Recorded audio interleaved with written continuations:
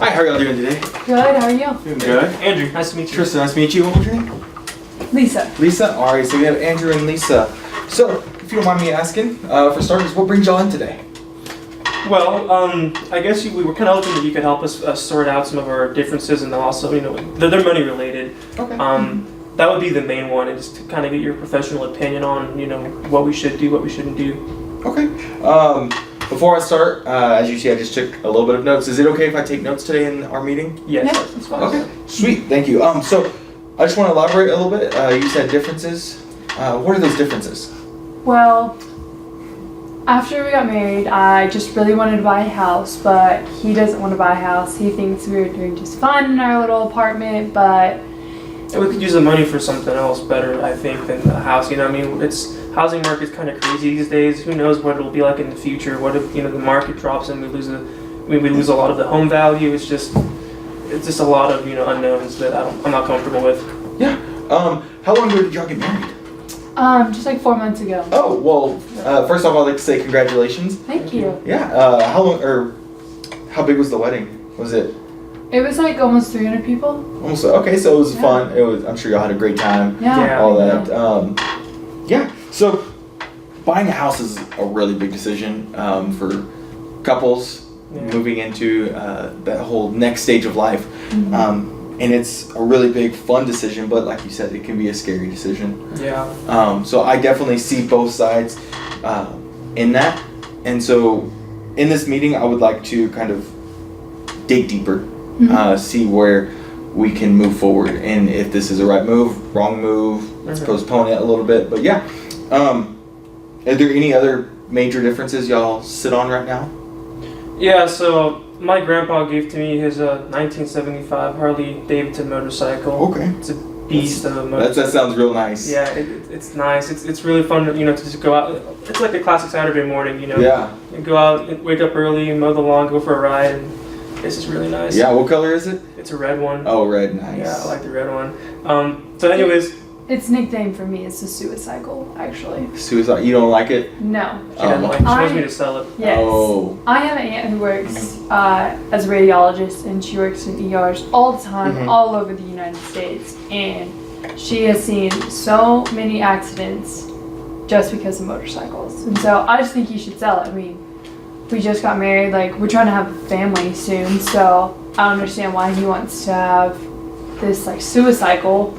Well, it's not like I take it, like on road trips. I just take it around the block, maybe take it, to like, I don't know, Buffalo Wild Wings every now and then. Well, do you remember last year when that motorcycle guy got hit by like Freddy's last year? I mean, Yeah, stuff happens. I mean, do you wear your proper protection, or do you? Yeah, absolutely. I have like all the gear, the helmet, like the thick leather jacket and all that. Okay, you gotta have the leather if you're on a Harley. Yeah, exactly. Yeah. Gotta fit in. But I try to be as safe as possible. It's not like I'm popping wheelies on the freeway or anything like that. It's more of like a joyride type. Yeah, of thing. and I get where like motorcycles are fun, they're exciting. Just especially, I'm sure yours is a monster and sounds great when it's going. But I also see where you're coming from, and the whole aspect of, yes, there's a lot of statistics where people are just getting hurt and getting injured because of that motorcycle. And so that's a decision I personally wouldn't feel comfortable helping with, at least not right now, on the whole aspect of why we sell it.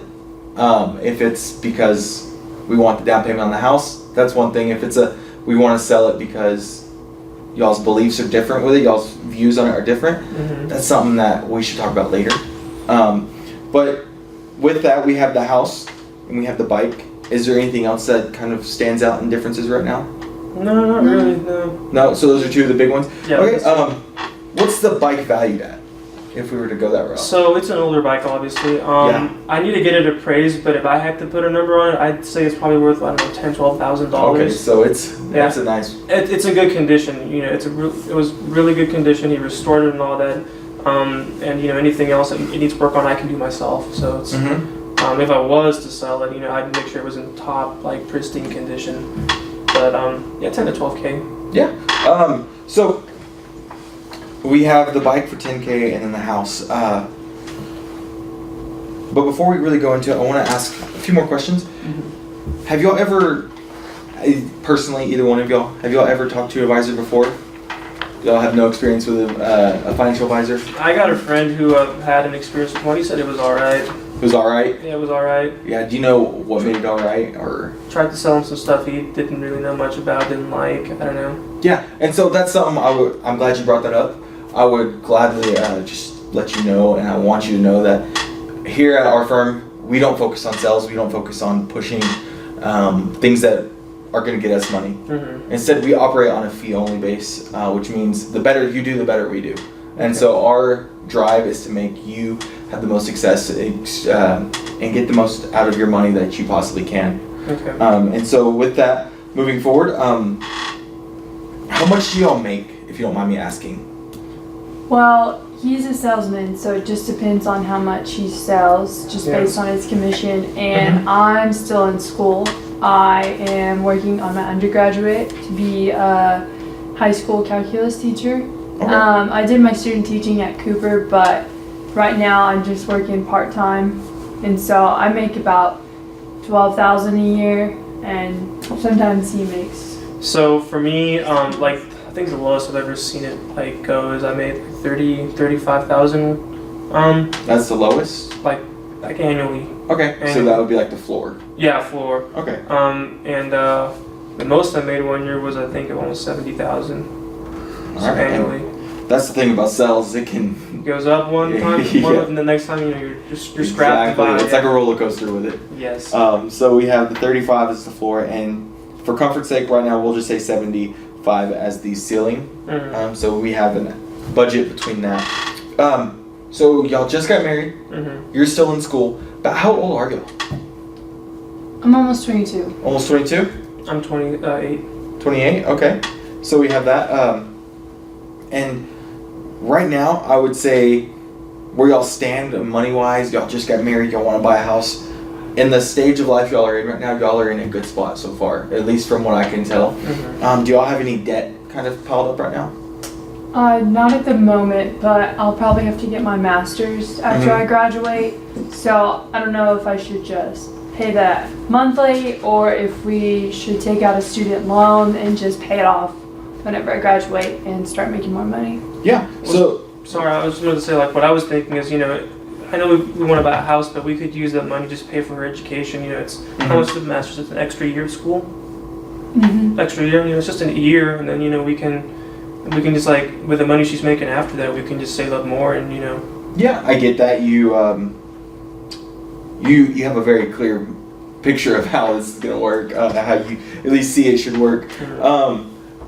So you don't have any debt right now, but you said you might need to for your master's. How are you paying for school right now? My grandparents paid for it. So grandparents are paying for your undergrad? Mm-hmm. Have you talked to them about the possibility of paying for the master's as well? No, not yet, but they didn't pay for my cousin's graduate, so Oh, okay. I figured they'd pay for mine. You don't want to show any favoritism or Yeah, anything? no. Okay, so grandparents paid for your undergrad. That's awesome. To come out of school debt free is a great route to take. And so, with the question on the student loans, what are y'all's feelings towards them? I mean, I have nothing against that in general. I think I read like some Dave Ramsey type of thing once upon a time. Like there's good debt and there's bad debt, and so getting into a little bit of debt for to increase her education, I think it's worth it. It's a good type of debt. Yeah. Increases human capital. So. Yeah. And what about you? What is your feeling towards the loans? I pretty the same. I mean, I wouldn't mind just taking it out. I just don't know how those work. I don't really know, and that helps her credit, doesn't it? Yeah. So the student loans, they're really not going to show up on the credit while she's in school. Mm-hmm. But once you were to graduate, if you were to go this route of taking out the loans, once you start paying those off and you exceed paying on time, it's going to do nothing but boost your credit. Mm-hmm. And then once they're cleared off, it's just going to help even more. Have you looked into any loans so far? no, I haven't. I mean, I still have like a year left in undergrad, so I haven't done any research. What do you feel that is best? Yeah, so because you have a year left, this is the perfect time to start looking, start getting it situated. because I have seen clients in the past who have waited till right before class started, and they go into the semester not being able to pay for books or anything like that because they didn't take the loan out sooner. If your grandparents had paid for your undergrad up to now, we could look at the route of government loans first. We have federal, we have state, and these loans are going to be at a much lower percentage interest rate than your private loans. But if some reason we can't get those, we can move another route, and there's so many different routes we can go. The next meeting, I'll tell you what, I'll come in with my top 10 ideas for loans, and I would like for y'all to come in with your top 10 ideas for loans, and we can kind of compare, contrast, see what's going on with those. Okay. And we can kind of figure something out with that. Okay, so that I'll put as a little 10 loans task. So for each of us, we both have a little bit of task work to do moving forward. And so we have the loans, and like you said, there is such thing as good debt. Right. Or as Dave Ramsey said, which you've heard, highly respected man. And so that kind of brings me to the house. What are your feelings towards the loan on the house? Well, obviously, if, like, I'm not saying that I don't want a house. I'm just saying that I think we're okay now, and we could, put that money to something better, like, paying for your school. But I wouldn't be, I have nothing against taking out a mortgage for a house. I don't know how much we can afford, honestly, unless, Yeah, and that's a great question. So if I were to assume we're gonna take, we'll say 50,000 average for you, right, 12,000 for you. So that's gonna be $62,000 a year. We'll definitely have to work with that to see with the house and the loan and all that. Which once you graduate, you're gonna be making more. Yeah, and I think I could be working full time and getting my master's, like online or something. I think Tech just released a program, so I mean I know it's a year, but it's not that long really. It's just 2 years. I mean a year of not being still working part time in undergrad and everything, but maybe after I graduate and everything, I'll start making more money. So I mean if we just can survive a year with the house, I don't see a problem. Again, it's just a year. It's only a year for my master's. I'm starting to see now why you kind of want to sell a motorcycle, because we could use that money for to like as like a cushion for that 1 year while you finish school. Okay. And so you're okay with taking online classes to get your master's and to work on that, and you are starting to see where she's coming from with the bike. Yeah, but I do get that bike is something special to you because it came from your grandfather. It has that value. And so let me see what we are looking at. We have the online masters, and so I think once you graduate and you can start making more money, and so that's a year, I would say that would be the time we should start looking at a house. Once we can get a more stable income, move from part-time to full-time, and from then to now, or from now to then, we can start putting money back for a down payment. Because what is y'all's range in houses that y'all are looking at? What's your first house? I don't know. Just like 150, 175. 150, 175. Yeah. I mean, if we're gonna wait, maybe then do like a $200,000 house. Or Yeah. 250. I mean, 250. I don't know. I don't really anticipate us moving out of the area, so. Yeah, and so that was kind of my next question is, out of this house, what do y'all need from it? Like, are y'all wanting to build a family in this house? Yeah, we want to have a family, yeah. I don't know, we kind of disagreed on how many kids we should have. How many kids do you want? I think 2's the magic number. 2, and how many? 2. Oh, so y'all see eye on this part. But I want to wait like 5, 10, 20 years. So you don't want to have kids for a while. Right. I want to have them now, dude. I mean, I'm not getting any younger, you know? Yeah, I hear that. Because the sooner the kids come, the sooner they go. Yeah, because we have the kids, later on. Yeah, like, how will that impact like things? Then like what about our retirement and all that? So. And so that's another one of those things. Kind of like the reason we sell the bike. That I personally, I can't help y'all find when y'all should have kids, because that's the magic number the magic timeline for y'all to decide. But as a financial advisor, I think my goal or my plan and my strategy can be to help y'all, see that when the time is, or see when y'all can and comfortably, because you want these kids to live a good life. You don't want them to have to struggle to a sense. You want them to be taken care of, right? Yes. Right.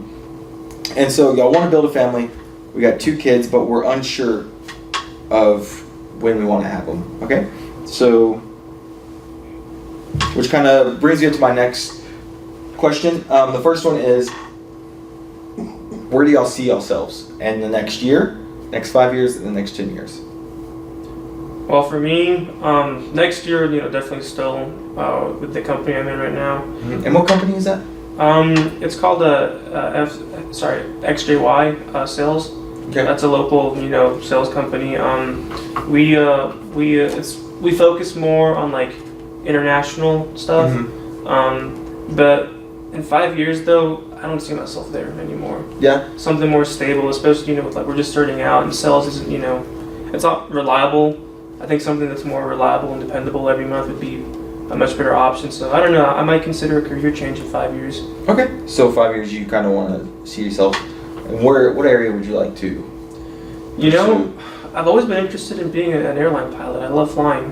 Okay. Yeah, I love flying. But at the same time, that kind of life, I'm away from home, and I know that you don't like that. So it's a maybe. Yeah. I mean, we'll have to see too. And that's definitely something we can talk about within the next 5 years. Will it be a financial liability or a financial asset? Is this a good move or not? Where can we keep you at home, basically? Yeah, definitely. And then in 10 years, where would you like to be? Say everything's going great, where would you like to be? Have kids already by then for sure. have the kids? Okay. Yeah, definitely. Yeah, no, I think 10's the longest I could wait to have kids. 10, so kids, a salary job, and making decent money to where you can get by. I don't know. I mean, I guess if I do make it to that point, if we make it to that point in 10 years, like, there has to be more than life than just working and raising kids, right? So I don't know. Who knows? I might try venturing out, doing mission stuff. Yeah. Yeah, I don't know.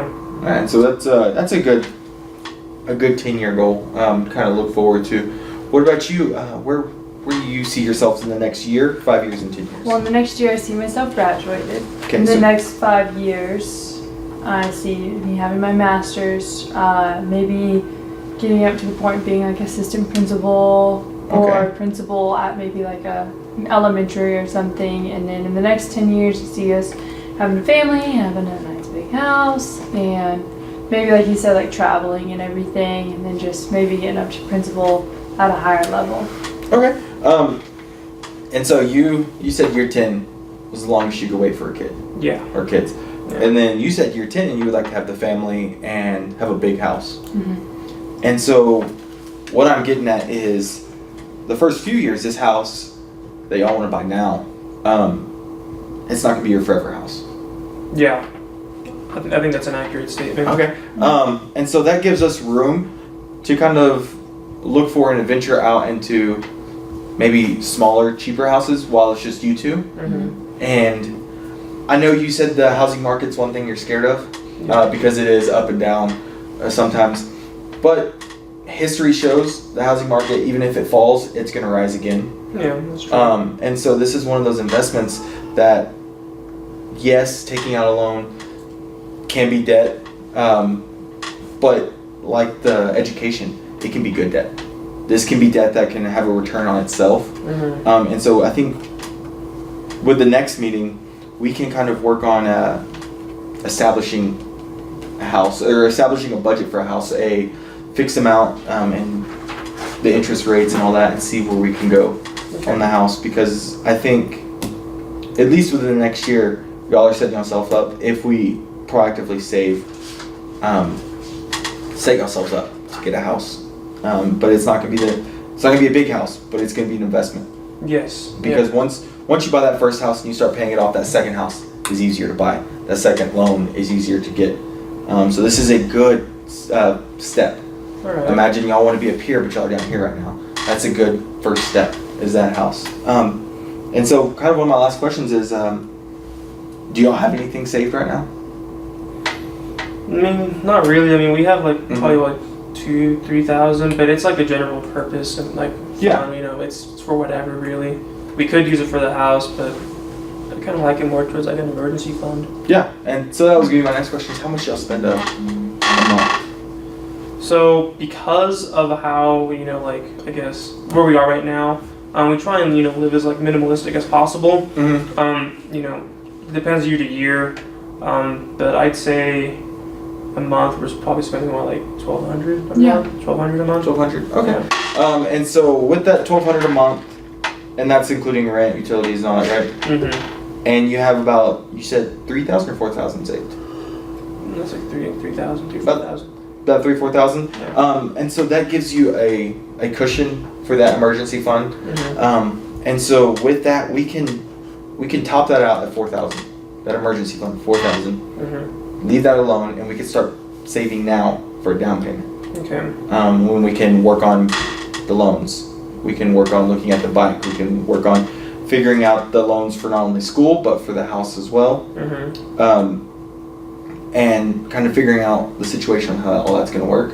And so for the next meeting, I say, assuming y'all liked what we have so far right now, assuming y'all come in for a next meeting, I would like y'all just kind of bring in more statements, bring in more money statements. I give y'all kind of a task on top of the 10 loans, 10 school loans. I would like y'all to write down your top 5 goals, and values. You write your own. Okay.